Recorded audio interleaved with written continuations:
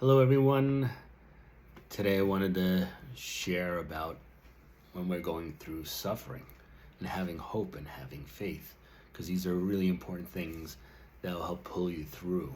So if you're just listening to TV and YouTube and stuff, sometimes it's good to go back to something more of the original source, right? So reading the Bible or other scriptures. So I saw this today on as a post on Facebook. Hopefully, it's backwards, right? So it's okay. It shows it's a text message, right? You didn't go through all of that for nothing. I am going to take you to another level, God, right? So sometimes we forget that there's a higher power. It doesn't have to be a man in the sky, because some people don't believe in it. Some people are as Gnostic, right? So sometimes just listening to the verses of the Bible is a beautiful thing, and realizing that sometimes we have to let go, because in this world there's a lot of Maya, which is illusion, and that's why some people say, oh, this world isn't real. Of course it's real. You could touch yourself, you could feel feelings, but it's not gonna last forever, because then going with impermanence from Buddhism, nothing in life is permanent, right? So we have to really understand that. That's one of the Four Noble Truths. One of the first noble truths is suffering. As long as you're born into a life form, they'll say a human body, you will experience suffering. And this is part of life, and this is what teaches us to keep going.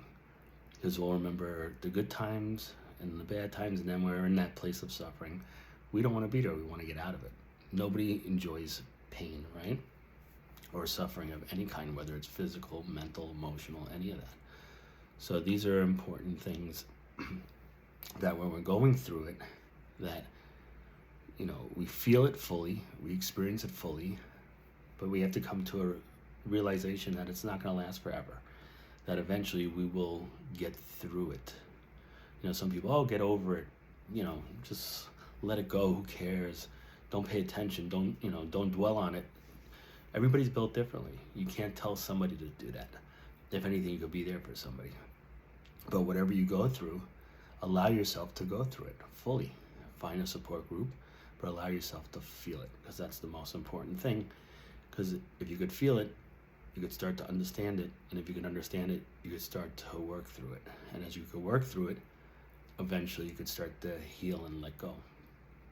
Okay, so let me read some Bible verses. I'm not going to say where in the Bible, but they're from the Bible. So the first one is, for our light and monetary troubles are achieving for us an eternal glory that far outweighs them all.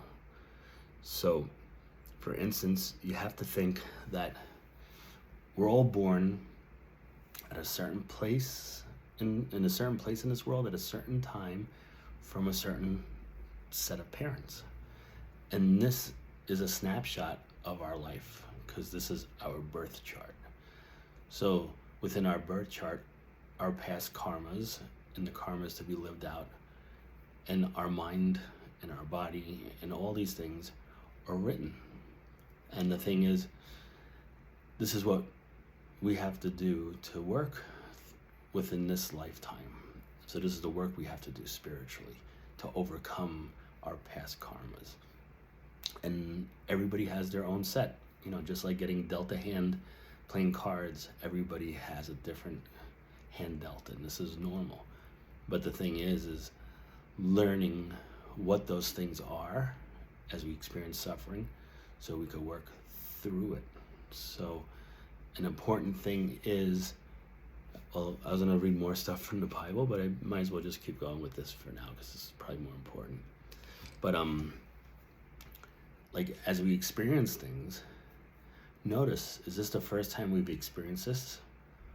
Or is this something that's a cycle or repetitive? And this is our karma. Because the thing is, if we don't learn from it, we will repeat it. It's a natural thing. So with relationships, if you've been in a toxic relationship, what did you learn from it? What did you feel from it? What did you get out of it? What did you lose from it? These are important things to contemplate.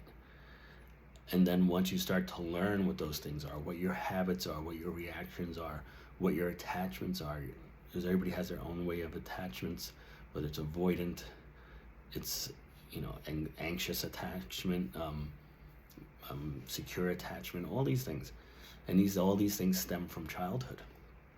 So when you look at the relationship, you try to look back at, okay, what was I seeking in this person?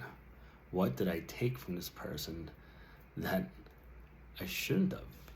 Whether it's the abuse, the name calling, physical stuff, being used, and what we were hoping to change in this person, even though when you did notice it. Sometimes you look at certain things, and when you really start to dig down to the core of things, it stems from your childhood.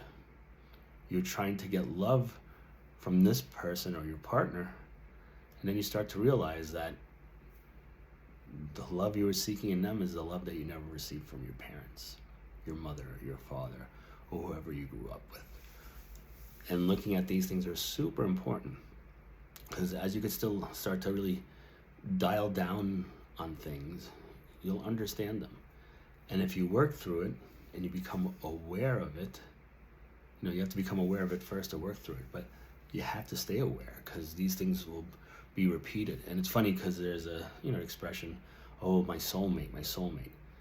Sometimes your soulmate is not somebody that comes into your life that makes you feel loved and understood and any of that. Sometimes a soulmate could be multiple people. A soulmate could be somebody that comes into your life to treat you like crap and abuse you, because they're helping your soul work through karmas and to evolve from them. So when you start to evolve from those situations, your spirit and your soul starts to go in a direction it was meant to while you're here in this body on earth, to learn from certain events, situations, and circumstances. So these things are very important. So when we start to look at certain things, we start to look at, okay, why am I repeating this? What didn't I get as a child that I'm seeking as an adult? And why am I allowing somebody to treat me a certain way that I don't deserve? Am I codependent? Am I a people pleaser, which usually goes hand in hand? Am I looking for love from this man when I was abused from my father and never got the love from my father? So these are not easy things to look at. Nobody wants to, dig in the darkness. Most people want to bury it, put it aside, and be like, okay, I don't want to think about that. It's okay, it happened, it's the past. But if you don't work through the past, it becomes your future. And this is something to really think about. So we're all born with karma. Karma from past lives, karma we've created now and working through, and karma we create now for our future. And this is really important to look at, because some people, you'll have friends that complain about the same thing. They'll be in their third relationship since you know them, with the same man, but different body. So the man will do, each guy she dates is a liar, is a cheater, is abusive. Next guy, liar, cheater, abusive. Next guy. Different bodies, different names, same issues. So that person, you can't change anybody, and you could point it out if you're a therapist for sure, or if you're a close friend. But it's like, you keep dating the same person in different bodies. What is this teaching, and why are you repeating this? Because this is your karma, because you haven't learned from the past. So this becomes the present, and this will become the future if you don't work through it. And these are really important things. I know I wanted to read some stuff that are Bible verses for hope, because sometimes we need faith and hope, when we're going through stuff. But I like the hard truth sometimes, because that will really help people. But I'm going to read some stuff here, and hopefully it's uplifting, okay? My stuff is down, so if I'm looking down, I'm trying to read. And remember, I'm dyslexic, so if I mess it up, I apologize. Let's see. Blessed is the one who perseveres under trial, because having stood the test, that person will receive the crown of life that the Lord has promised to those who love him.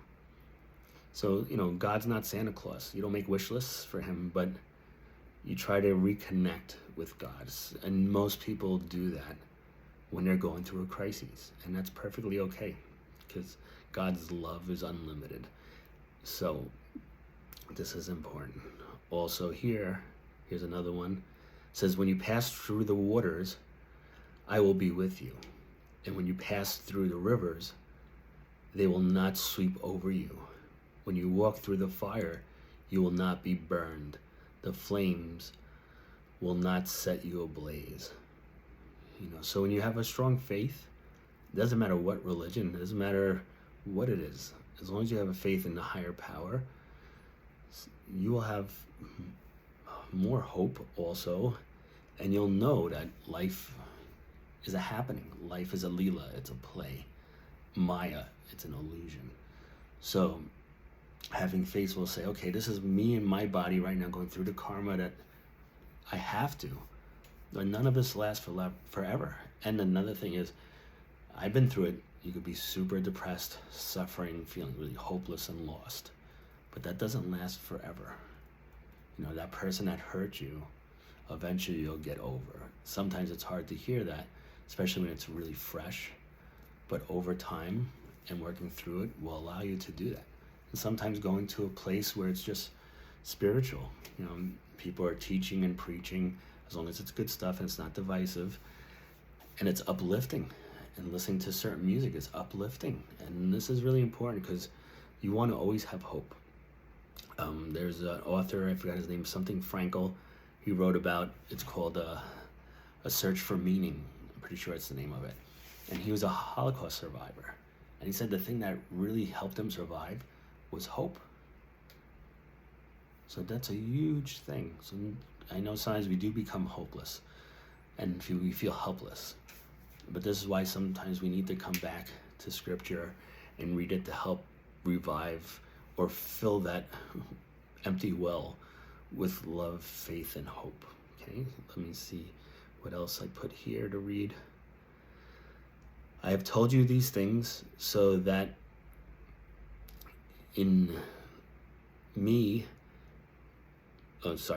I have told you these things so that in you may have peace.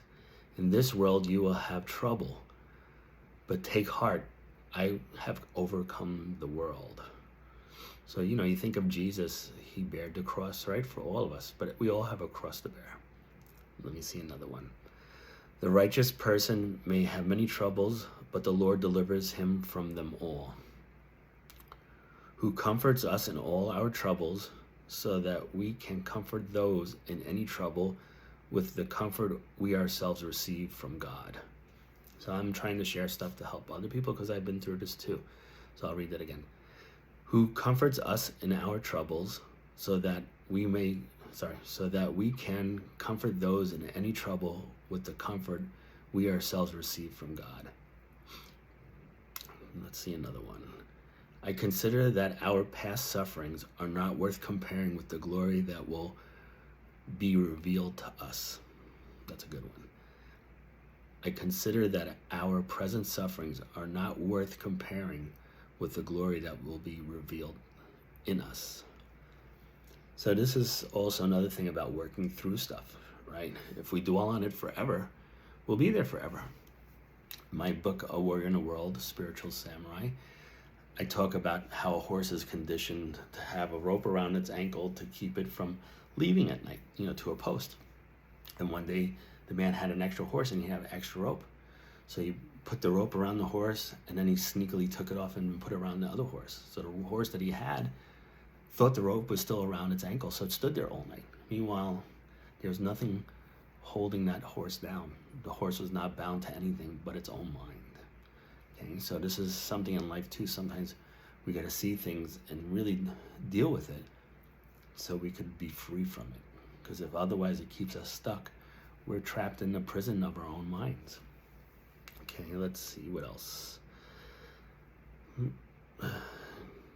Consider pure joy, my brothers and sisters, wherever you face trials of many kinds, because you know that the testing of your faith produces perseverance. Let perseverance finish its work so that you may be mature and complete and not lacking anything. So you think as we get older, we have more experiences in life. We go through more shit. It's just part of life, right? So why do you think, in older cultures, why they look at an elderly person as a person who's well respected because they're a source of wisdom. They've lived so long. They have knowledge for us. And this is in a lot of cultures, unfortunately not in America. So the more you go through, the more experiences you have, and the more wisdom you should gain as you work through those experiences. And this is important. This is your evolution of your soul, because your soul grows the most while it's here in this body on earth. Okay, let's see what else. Trying to read the best that I can. I used to have such problems reading out loud because of my dyslexia, so I'm still working on it. But I'm doing this for you guys, so hopefully you appreciate it. Let's see. Blessed are those who are persecuted because of righteousness, for theirs is the kingdom of God. Blessed are you when people insult you, prosecute you, and falsely say all kinds of evil against you because of me. Rejoice and be glad, because great is your reward in heaven. For in the same way they prosecuted the prophets who were before you. So if you think about this also, it's like what we go through here is here, but this is, just temporary. And also when you're in a toxic relationship, especially with a narcissist, they're going to create the flying monkeys, a smear campaign. They're going to try to get people against you, and they will get people against you, especially people that don't know you. And you can't fall into that trap. You have to know who you are and not let anything waver from that. Don't let them confuse you and manipulate you. Believe, do the right thing, of course. Have faith, but don't let somebody manipulate you and get others against you where it breaks you down. You have to stand strong. You have to be like a palm tree that can bend, but your roots are strong in your faith, so you'll stay grounded. Let's see the other one. That one I didn't read too good, I'm sorry. Let's see. It is the Lord who goes before you. He will be with you. He will not leave you or forsake you. Do not fear or be dismayed. And the last one that I copied was, do you know that you are God's temple and that God's Spirit dwells within you? So you have to think, your body is your temple. So is your mind. But within everybody, your soul sits within everybody's heart. So you could call it your soul, you could call it spirit, you could call it the Holy Ghost, you could call it God, you could call it Krishna, you could call it Buddha, you could call it anything you want. You could even just call it awareness. We all have that within ourselves. And, this is important to reconnect with from time to time. Because when we go through some really hard stuff with evil people, we start to lose faith because we go, oh, I'm such a good person. I try to do the right thing, but why is it me? Why does this happen to me? And sometimes it happens to you to help you. And nobody wants to hear that when they're going through stuff. But if you learn the lesson from what just happened, you're going to be a better person.